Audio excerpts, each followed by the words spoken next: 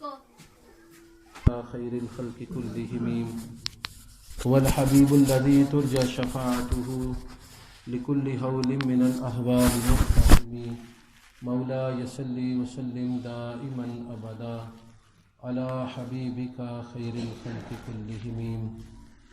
الحمد لله منشئ الخلق من آدم ثم الصلاة على المختار في القدم مولاي صل وسلم دائما أبدا على حبيبك خير الخلق كلهم.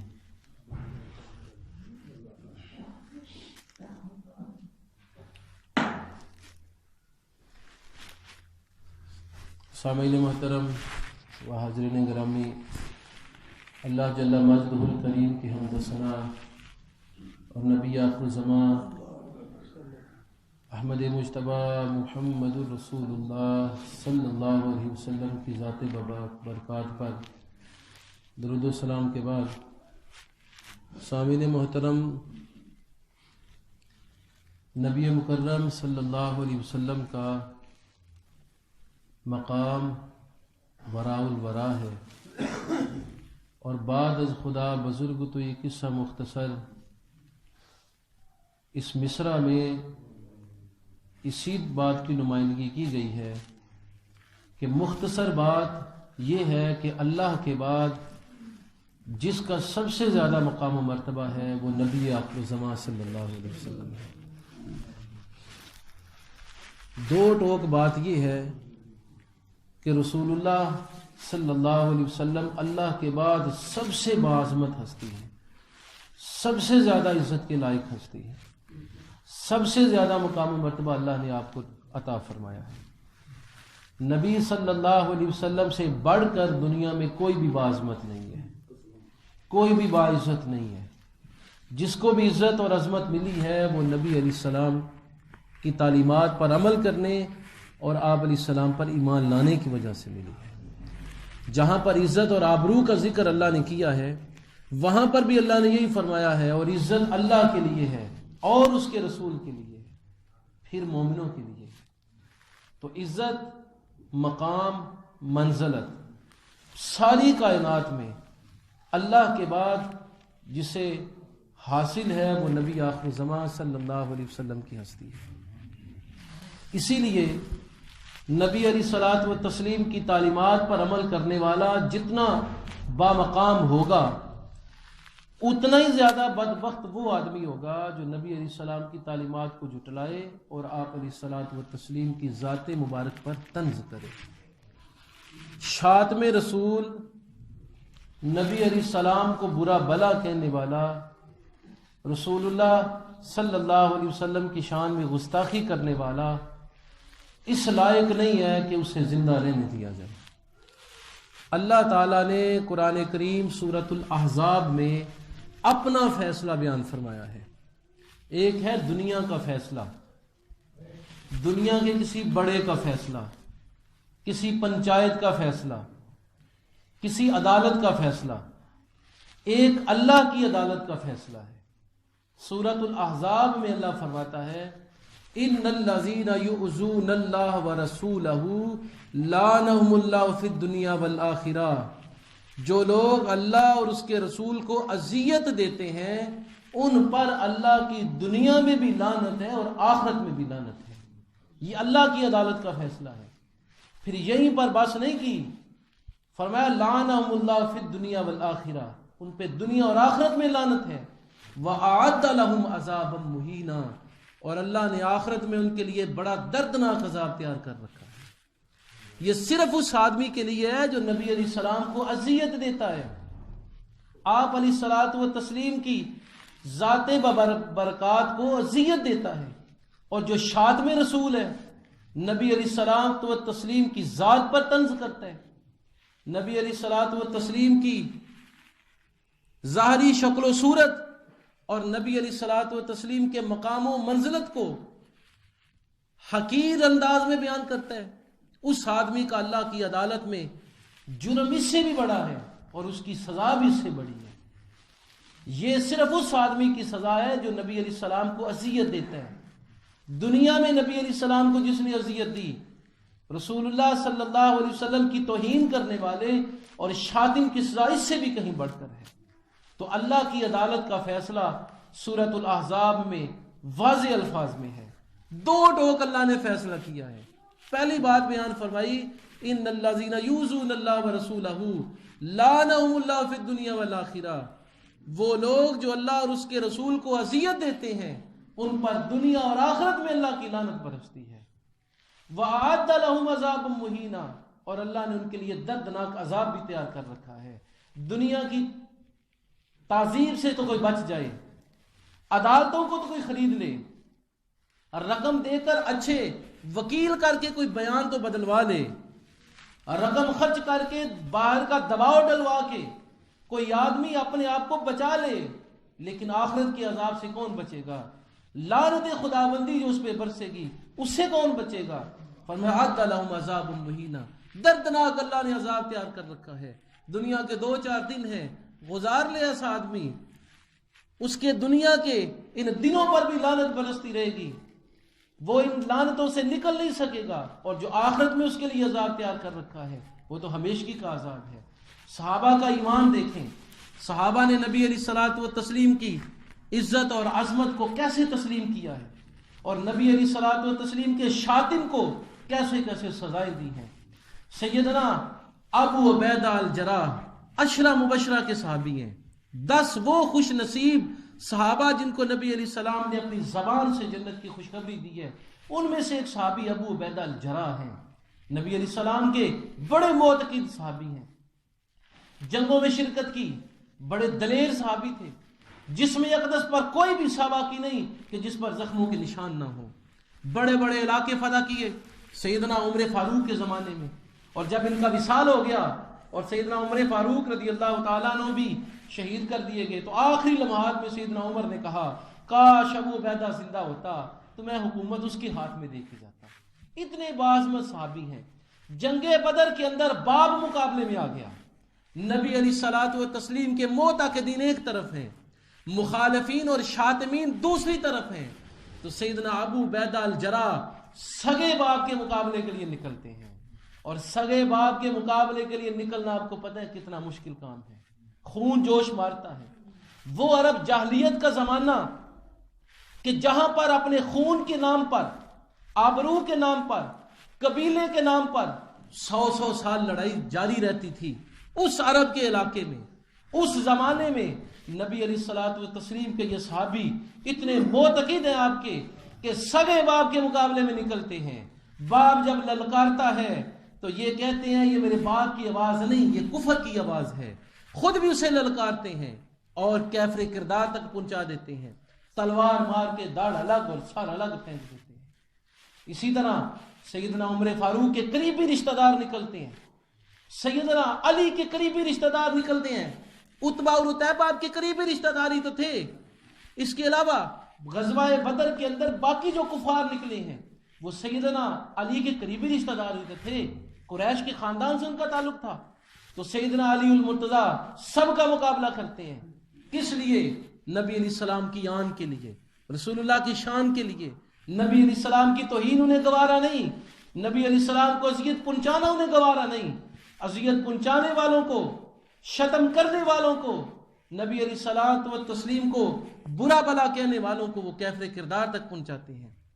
سیدنا مصعب بن عمیر نبی علیہ السلام کے بڑے دلیر صحابی ہیں، غزوہ احد میں شہید ہوئے، ان کی ظاہری شکل و صورت ہمارے نبی سے ملتی تھی، ان کا چہرہ، ان کا ہاتھوں کے اوپر والے جلد اور ہاتھوں کی بناوٹ، پاؤں کی بناوٹ، جسم کی حیت، قد کاٹ ہمارے نبی سے ملتا جلتا تھا، پھر عادات بھی رسول اللہ سے ملتی جلتی تھی۔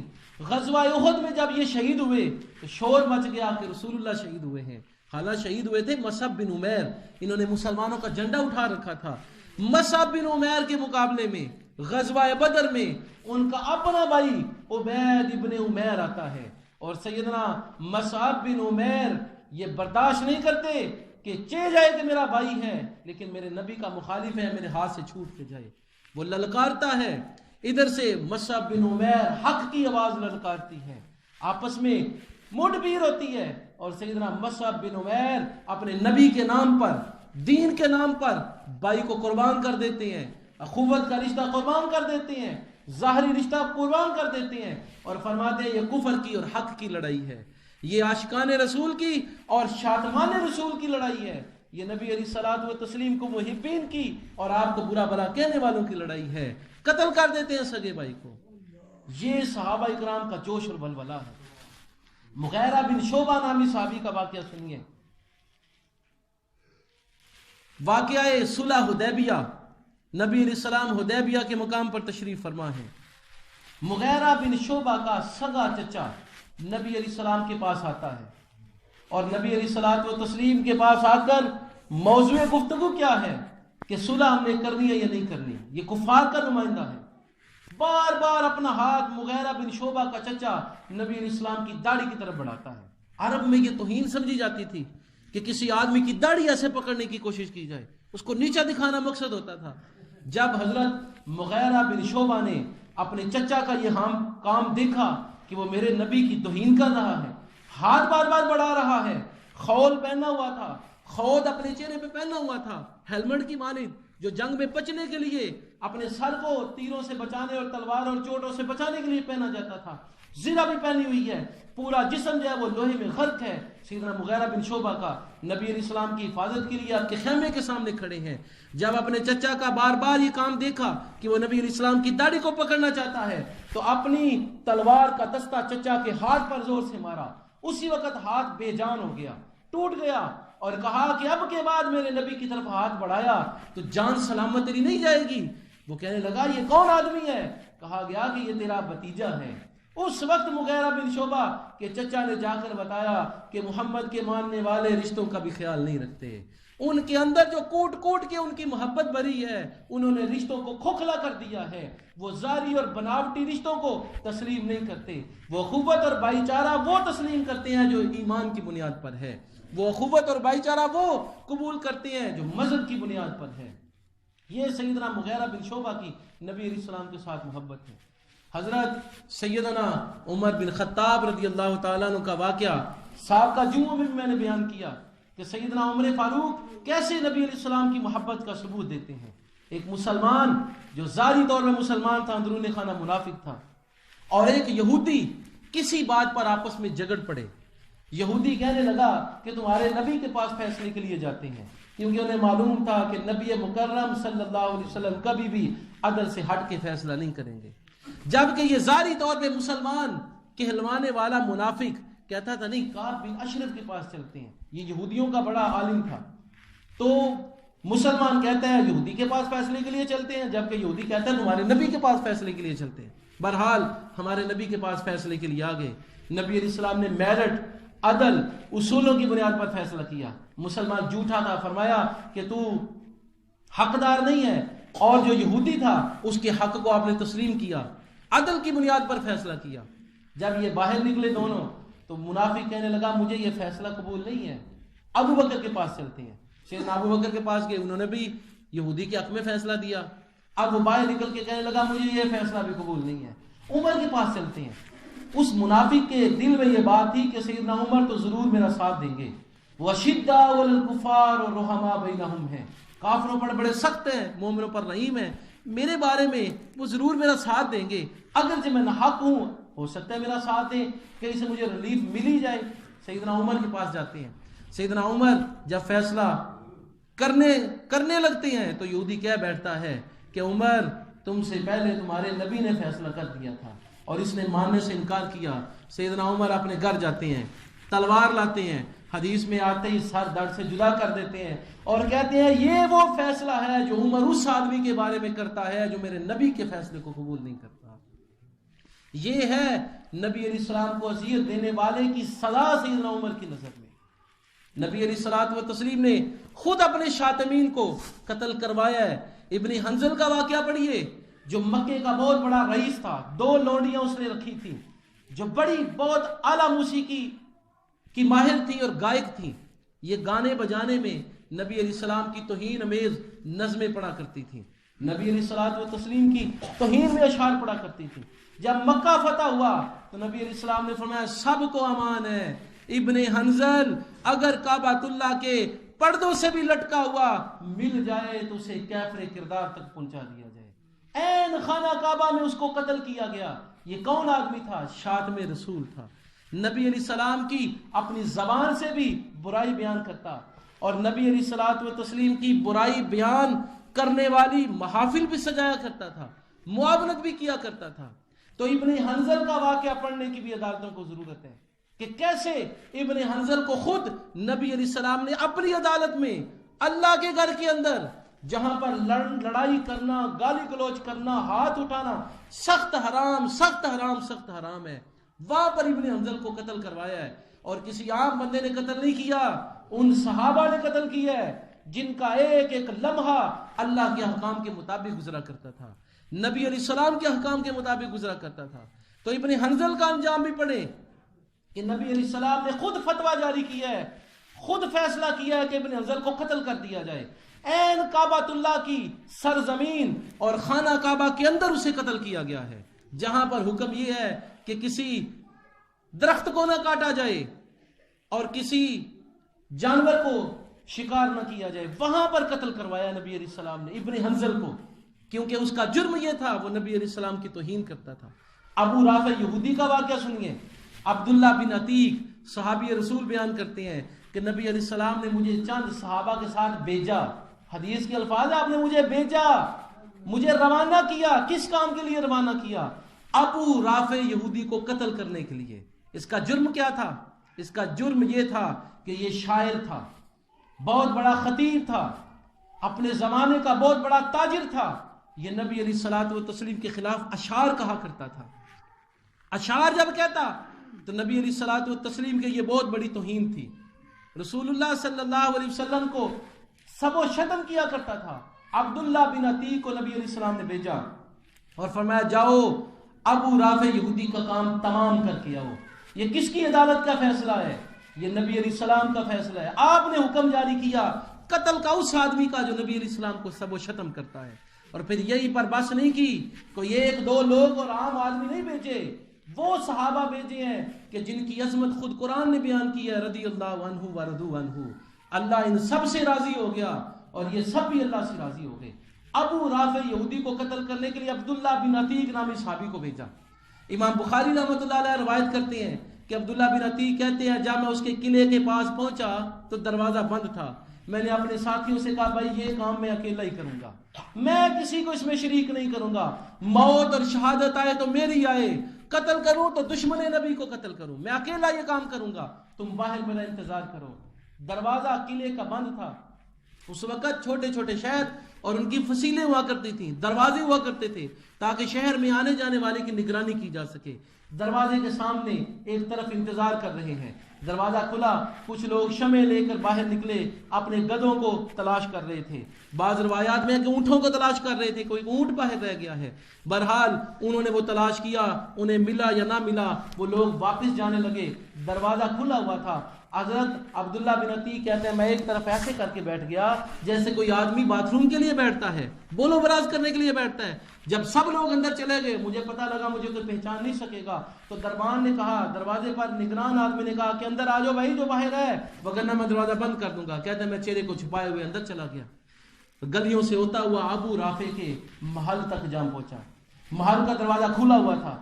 رئیس زادہ کیونکہ ابو رافع تھا, بڑی بڑی محافل رات کو سجتی تھیں, جام اور کباب کی محفلیں سجتی تھیں, لوگوں کو کھانا کھلایا جاتا, شراب کے جام پلائے جاتے, اپنی جو مال و ثروت ہے وہ ان کاموں میں صرف کی جاتی.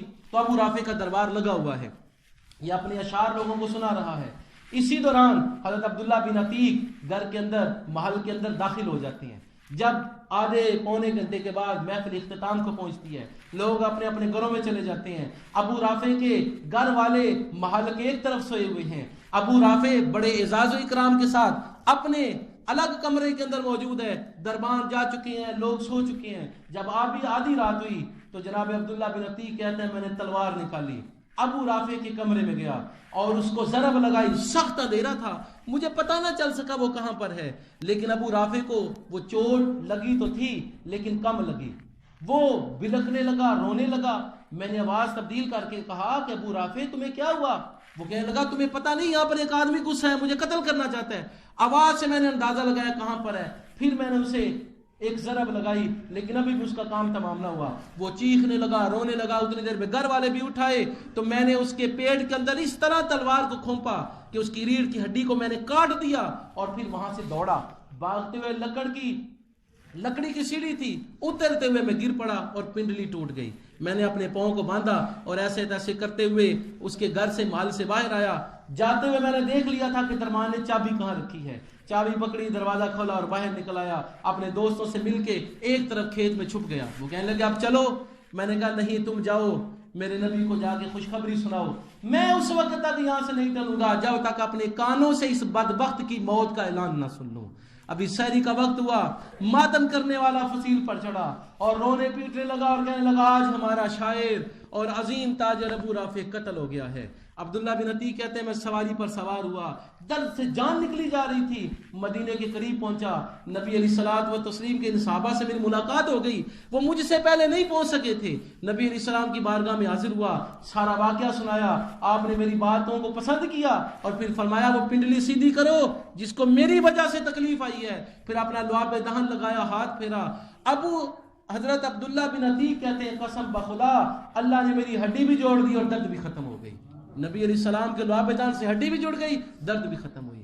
تو یہ ہے نبی علیہ الصلوۃ والتسلیم کے کورٹ کا فیصلہ، دنیا کی سب سے بڑی عدل کرنے والی عدالت کا فیصلہ۔ فرمایا میرے شاتم کو، بدبخت کو کیفر کردار تک پہنچایا جائے۔ تو آج ہمیں اس بات کی ضرورت ہے کہ ہم نبی علیہ الصلوۃ والتسلیم کے دشمنوں کو دشمن اور نبی علیہ السلام کے محبین کو محبین سمجھیں۔ اور آج اس بات کی ضرورت ہے کہ حکومتی حلقوں کے اندر، عدالتی معاملات کے اندر امت مسلمہ جو ہے وہ خود کوشش کرے، روپیہ پیسہ لگانے کی ضرورت ہے وہ لگائیں، ریٹ جو ہے اس کو چیلنج کیا جائے اور قانونی تقاضے بھی پورے کیے جائیں۔ ظاہری احتجاج تو مسلمان کرتے ہی ہیں، لیکن قانونی تقاضے بھی پورے کیے جائیں۔ اس عدالت کا دروازہ دوبارہ کھٹکھٹایا جائے جہاں سے آسیہ بی بی کو ریلیف ملا ہے، اس بدبخت کو بری کر دیا گیا ہے۔ دوبارہ عدالت کا دروازہ کھٹکھٹایا جائے اور کہا جائے فیصلے کا ریویو کریں، علماء وہاں حاضر ہوں، اپنا موقف بیان کریں، اور اس نے جو اقرار کیا تھا عدالتوں میں اس اقرار کو بھی سامنے لایا جائے۔ ایسا تو نہیں ہوگا ایک مرتبہ اقرار کر لیں، پولیس کے سامنے تو اقرار ہماری عدالت مانتی نہیں ہے، پھر ریمانڈ کیوں دیتی ہے؟ اور اگر ریمانڈ دیتی ہے اس اقرار کو بھی مانے، اس اقرار کو نہیں مانتے تو ہائی کورٹ میں جو اس نے اقرار کیا ہے اس کو تو تسلیم کریں۔ تو اس لیے ہمیں ضرورت احتجاج کی بھی ضرورت ہے، اور احتجاج کے ساتھ ساتھ قانونی معاملات کے اندر قانون کے تحت چل کر اس عدالت کا دروازہ کھٹکھٹانے کی ضرورت ہے جہاں پر یہ فیصلہ سنایا گیا ہے، اور وہاں گزارش کی ضرورت ہے کہ اس فیصلے کو ریویو کیا جائے، دوبارہ دیکھا جائے کہ کہیں اس میں کوئی کمی تو نہیں رہ گئی۔ اللہ تعالیٰ مجھے اور آپ کو عمل کی توفیق مرحمت فرمائے۔ شاطمین رسول کو اللہ تعالیٰ دنیا میں اور آخرت میں جو ان کی عذاب تیار کر رکھا ہے وہ ان کو ضرور پہنچائے۔ محبین کو نبی علیہ السلام کی محبت سے سرشار فرمائے، اور عقیدہ ختم نبوت نبی علیہ السلام کی ناموس کے میں حفاظت کی توفیق مرحمت فرمائے۔ وآخر دعوانا ان الحمدللہ رب العالمین۔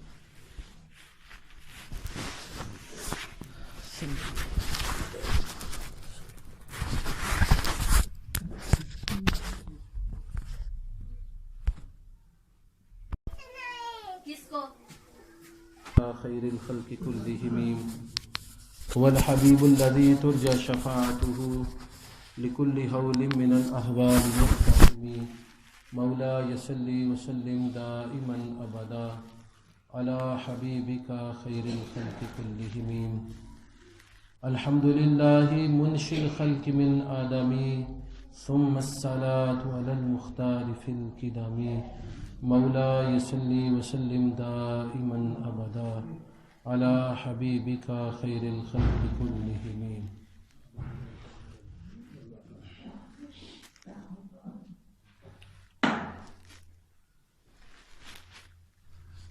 سامعین محترم و حاضرین گرامی، اللہ جل مجدہ الکریم کی حمد و ثنا اور نبی آخر الزمان احمد مجتبی محمد الرسول اللہ صلی اللہ علیہ وسلم کی ذات برکات پر درود و سلام کے بعد، سامعین محترم، نبی مکرم صلی اللہ علیہ وسلم کا مقام وراء الورا ہے، اور بعد از خدا بزرگ تو یہ قصہ مختصر اس مصرع میں اسی بات کی نمائندگی کی گئی ہے کہ مختصر بات یہ ہے کہ اللہ کے بعد جس کا سب سے زیادہ مقام و مرتبہ ہے وہ نبی آخر الزمان صلی اللہ علیہ وسلم ہے۔ دو ٹوک بات یہ ہے کہ رسول اللہ صلی اللہ علیہ وسلم اللہ کے بعد سب سے باعظمت ہستی ہے، سب سے زیادہ عزت کے لائق ہستی ہے، سب سے زیادہ مقام و مرتبہ اللہ نے آپ کو عطا فرمایا ہے۔ نبی صلی اللہ علیہ وسلم سے بڑھ کر دنیا میں کوئی بھی باعظمت نہیں ہے، کوئی بھی باعزت نہیں ہے۔ جس کو بھی عزت اور عظمت ملی ہے وہ نبی علیہ السلام کی تعلیمات پر عمل کرنے اور آپ علیہ السلام پر ایمان لانے کی وجہ سے ملی ہے۔ جہاں پر عزت اور آبرو کا ذکر اللہ نے کیا ہے وہاں پر بھی اللہ نے یہی فرمایا ہے، اور عزت اللہ کے لیے ہے اور اس کے رسول کے لیے ہے، پھر مومنوں کے لیے۔ تو عزت، مقام، منزلت ساری کائنات میں اللہ کے بعد جسے حاصل ہے وہ نبی آخر الزمان صلی اللہ علیہ وسلم کی ہستی ہے۔ اسی لیے نبی علیہ الصلوۃ والتسلیم کی تعلیمات پر عمل کرنے والا جتنا بامقام ہوگا اتنا ہی زیادہ بدبخت وہ آدمی ہوگا جو نبی علیہ السلام کی تعلیمات کو جھٹلائے اور آپ علیہ الصلوۃ والتسلیم کی ذات مبارک پر طنز کرے۔ شاتم رسول، نبی علیہ السلام کو برا بلا کہنے والا، رسول اللہ صلی اللہ علیہ وسلم کی شان میں گستاخی کرنے والا اس لائق نہیں ہے کہ اسے زندہ رہنے دیا جائے۔ اللہ تعالیٰ نے قرآن کریم سورۃ الاحزاب میں اپنا